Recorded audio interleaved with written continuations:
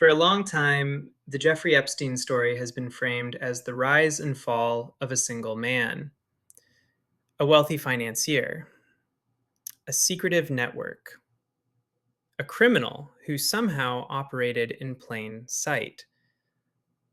That framing is convenient because if the story is about one individual, then the solution is simple: arrest him, prosecute him, close the case.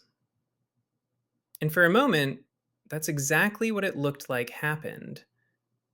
But if you zoom out, something doesn't add up.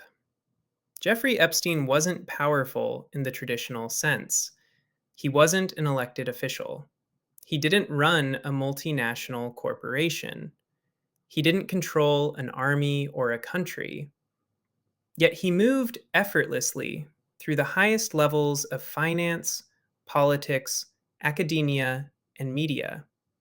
He built relationships with billionaires, intelligence linked financiers, former presidents, royalty, and heads of major institutions. And he did it without leaving behind a clear business model. That alone should raise questions, because in modern systems, sustained access to power is rarely accidental. It's usually transactional. It usually serves a purpose. So the first question isn't what Epstein did. That part is largely known. The real question is why the system allowed it to continue. Epstein operated for decades, not months, not years, decades. He survived early allegations. He survived criminal investigations. He survived a conviction that would have ended most careers permanently. And when consequences finally arrived, they were unusually light. A plea deal that effectively shut down further scrutiny. A sentence that protected him from serious exposure. And a legal structure that sealed evidence away from public view. That outcome wasn't random. It required coordination, legal discretion, institutional restraint. In other words, it required systemic cooperation. This is where the narrative usually becomes uncomfortable. Because once you accept that Epstein wasn't operating in isolation, the story stops being about personal depravity and starts being about incentives. Why would so many institutions choose silence over scrutiny? Why were investigations delayed, narrowed, or quietly abandoned? Why did warning signs repeatedly fail to trigger consequences? In large systems, behavior isn't driven by morality. It's driven by cost. And the cost of exposing Epstein wasn't limited to Epstein. It risked implicating powerful donors, financial intermediaries, political alliances, intelligence adjacent relationships. It threatened reputational damage that extended far beyond a single individual. From that perspective, containment becomes rational, not ethical, not justifiable, but predictable. Modern power doesn't always look like control. Sometimes it looks like risk management, limiting exposure, reducing liability, preventing cascades. And Epstein represented a cascading risk. That's why this story keeps resurfacing. Not because new facts are shocking, but because the underlying structure never changed. The system that enabled Epstein didn't collapse with him. It adjusted. Files were sealed. Language softened. Attention moved on.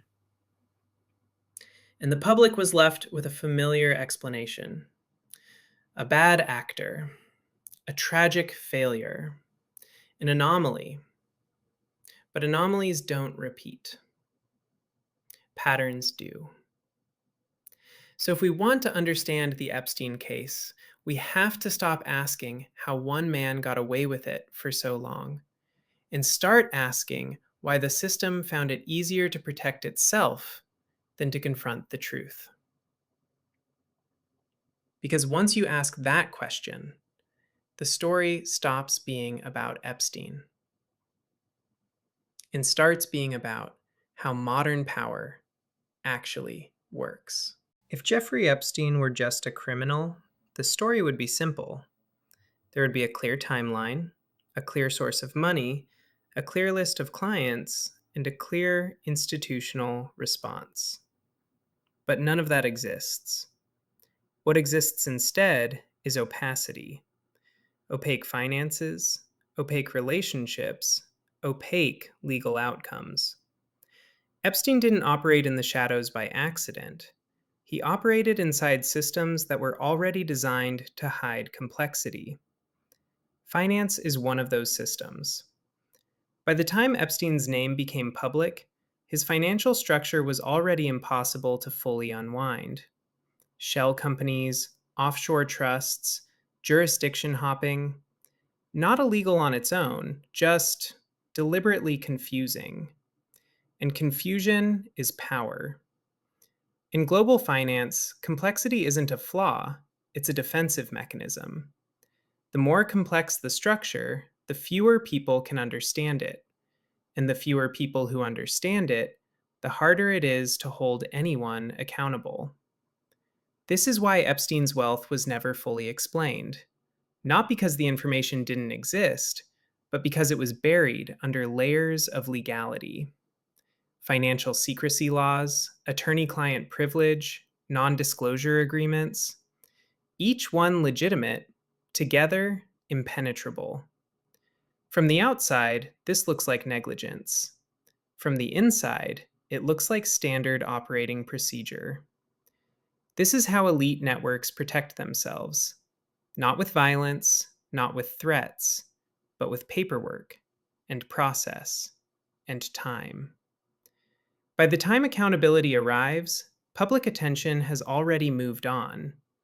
And that's not a failure of justice, it's how the system maintains stability. There's a reason this case never feels finished. No matter how many documents are released, no matter how many headlines resurface, no matter how many years pass, it always feels incomplete. That's not because information is missing. It's because accountability was never designed to be evenly applied. In theory, the law treats everyone the same. In practice, enforcement depends on position. Low status offenders encounter the system at full force. High status offenders encounter it through negotiation, plea deals, deferred prosecutions, jurisdictional handoffs. All legal, all procedural, all selective. Epstein's plea agreement wasn't an anomaly, it was an illustration, a deal negotiated quietly, a deal that avoided federal charges, a deal that granted immunity far beyond the individual signing it. And once that deal existed, it shaped everything that followed. Investigators inherit constraints. Prosecutors inherit political risk. Judges inherit negotiated boundaries. No one starts from zero. Every institution operates downstream of previous decisions, which means accountability doesn't reset, it narrows. The scope of inquiry shrinks. The number of acceptable questions decreases. The list of untouchable subjects grows. This is how systems protect themselves, not through overt obstruction, but through procedural inertia. By the time new evidence emerges, Statutes of limitation apply. Memories fade. Jurisdictions conflict. And public attention moves on. This creates the illusion of justice. There are court filings. There are settlements. There are press releases. But the core structure remains intact. The people with the least power experience consequences. The people with the most power experience insulation.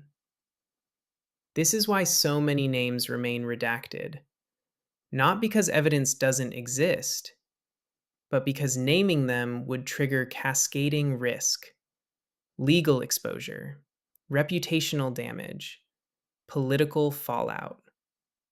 The system calculates these costs and decides containment is preferable to resolution. From the outside, this looks like corruption. From the inside, it looks like risk management. Institutions are not designed to pursue truth at all costs. They are designed to survive. And survival requires limits. Limits on how far investigations go, limits on who can be implicated, limits on what outcomes are acceptable. This doesn't require coordination. It doesn't require conspiracy. It only requires shared incentives. When accountability threatens the stability of the system itself, accountability becomes negotiable. So the Epstein case didn't fail to deliver justice. It delivered exactly the amount the system could tolerate. Justice wasn't denied. It was calibrated. Once you understand selective accountability, the next question becomes unavoidable. Why does the system stop asking questions? Not why journalists stop, not why the public moves on, why institutions themselves lose momentum. Because every investigation has an invisible boundary, and that boundary isn't legal, it's institutional. At first, investigations move quickly.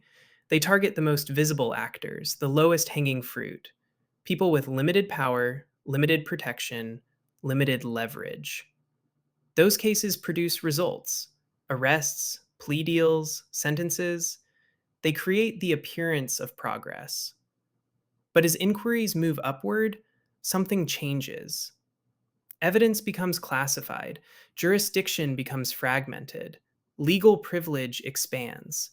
Suddenly, every step requires approval, every request carries risk, every name triggers consultation. At that level, investigations stop being legal processes and start becoming political events. Not officially, not publicly, but functionally. Prosecutors must consider diplomatic fallout. Regulators must consider financial stability. Agencies must consider institutional reputation.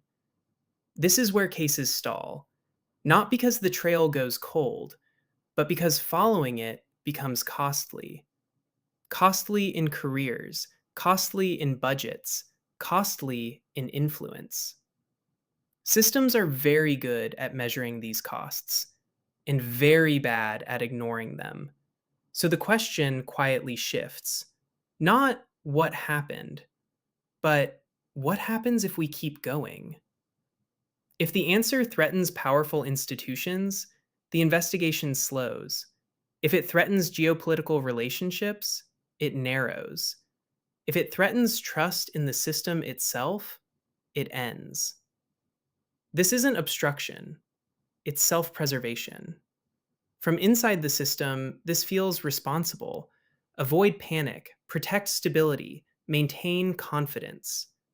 From outside the system, it feels like silence. And silence is powerful because unanswered questions decay over time. Witnesses disappear, memories blur, evidence becomes procedural noise. Eventually, what once felt urgent becomes abstract. A scandal becomes history. A crime becomes context. This is how systems outlast outrage. They don't deny it, They wait it out. And when enough time passes, the question isn't whether justice was served, it's whether anyone still expects it. That's the moment when the system succeeds, not by resolving the problem, but by surviving it. At this point, the question isn't what Jeffrey Epstein did. That part is no longer controversial. The real question is what his case reveals about the system around him. Because Epstein wasn't powerful because of his money alone. He was powerful because of proximity.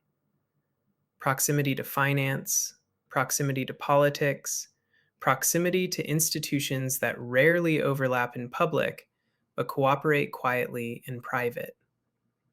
He operated in the space between systems, where oversight is fragmented, where responsibility is diluted, where accountability becomes optional.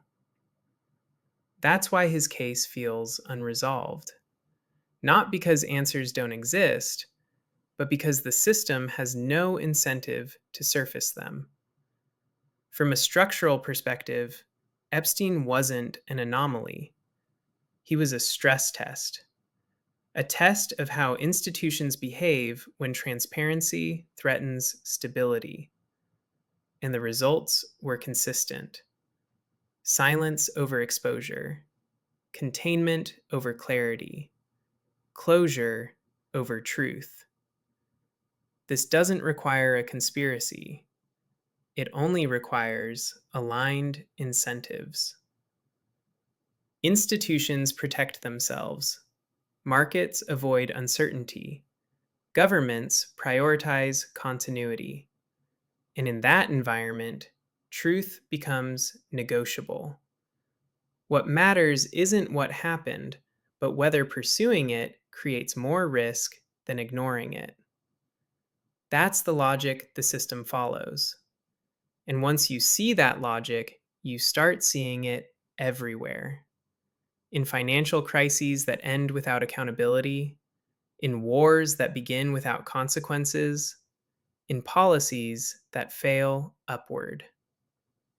The Epstein case isn't unique, it's familiar. Because modern systems aren't designed to deliver justice, they're designed to maintain order. Justice is conditional, stability is mandatory. And when those two collide, the outcome is rarely ambiguous.